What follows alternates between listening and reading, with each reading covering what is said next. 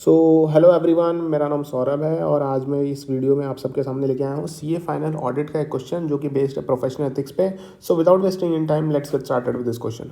Comment करना है with reference to chartered accountant act 1949। Mister SP जो है चार्टर्ड अकाउंटेंट हैं, वो ऑप्टेन करते हैं registration as a category 4 merchant banker under SEBI rules and regulation. Mister SP जो है वो चार्टर्ड अकाउंटेंट है, वो क्या ऑप्टेन करते हैं? रजिस्ट्रेशन ऑप्टेन कर देते हैं as a category 4 merchant banker under SEBI rules and regulation act and adviser. और क्या एक्ट करते हैं? Act as a adviser to the capital issue of MB and company. MB company limited के advise act as a adviser to the capital issue यहाँ पे बन जाते हैं। अब वो डेजिग्नेट करते हैं अपने आप को, he designated himself under the caption merchant banker.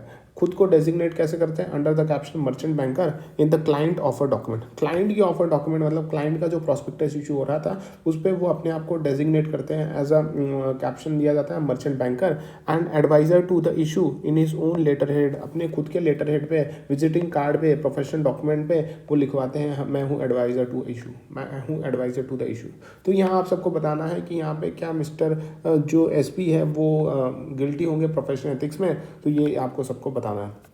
तो अगर हम बात करते हैं क्लॉज 7 पार्ट 1 फर्स्ट शेड्यूल की, clause 7 part 1 first schedule of chartered accountant act 1949 बोलता है कि सीए इन प्रैक्टिस जो होते हैं वो deem to be guilty of professional misconduct हो जाएंगे। CA in practice is deem to be guilty of professional misconduct अगर वो एडवर्टाइज करते हैं अपना प्रोफेशनल अटेनमेंट या फिर सर्विस।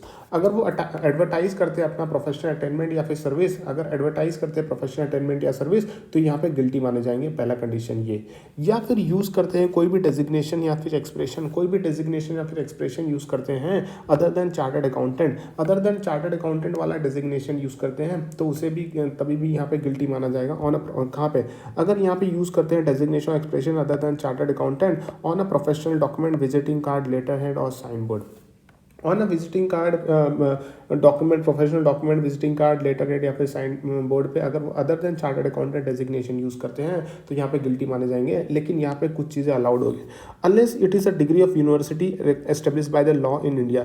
अगर लेकिन कोई भी डिग्री जो एस्टेब्लिश्ड, कोई भी डिग्री ऑफ यूनिवर्सिटी जो कि स्टेब्लिश बाय लॉ है इंडिया में या फिर रिकॉग्नाइज किया जाता है सेंट्रल गवर्नमेंट के द्वारा, या फिर कोई भी title indicating membership of ICI या फिर एनी अदर इंस्टीट्यूशन जो भी रिकॉग्नाइज किया जाता है सेंट्रल गवर्नमेंट ऑफ इंडिया के द्वारा। सो यहाँ गवर्नमेंट, सेंट्रल गवर्नमेंट के द्वारा और may be recognise by the council या फिर काउंसिल जो रिकॉग्नाइज करता है, तो इस केस में यहाँ पे वो डिस्क्वालीफाई नहीं होगा। इस केस में यहाँ पे डिस्क्वालीफाई नहीं वर्ड आएगा, यहाँ पे वो गिल्टी नहीं होंगे। सो यहाँ पे सीएन प्रैक्टिस यहाँ जो होगा वो deem to be guilty of professional misconduct तब होगा अगर वो एडवर्टाइज करता है अपना प्रोफेशनल अटेनमेंट या फिर सर्विस, पहला पॉइंट। सेकंड पॉइंट, वो अपना यूज करता है designation expression other than chartered accountant, कहाँ पे? प्रोफेशनल डॉक्यूमेंट या विजिटिंग कार्ड, लेटर हेड या फिर साइन बोर्ड।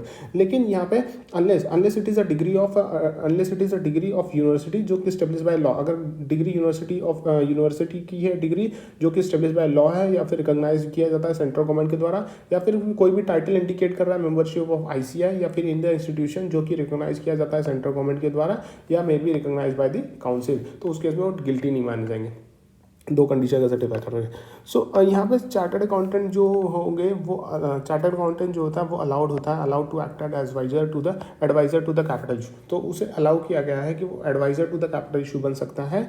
और एंड जो भी offer document of the client company जो होगा, ऑफर डॉक्यूमेंट जो भी होगा क्लाइंट कंपनी का जो ऑफर डॉक्यूमेंट होगा वो स्पेसिफाई कर सकता है name and address of chartered accountant, specify कर सकता है name and address of chartered accountant under the caption adviser to the issue. Under the caption, कौन से कैप्शन में? Adviser to the issue. तो offer document of the client company में यहाँ पे स्पेसिफाई किया जा सकता है name of and address of the chartered accountant under the caption adviser to the issue.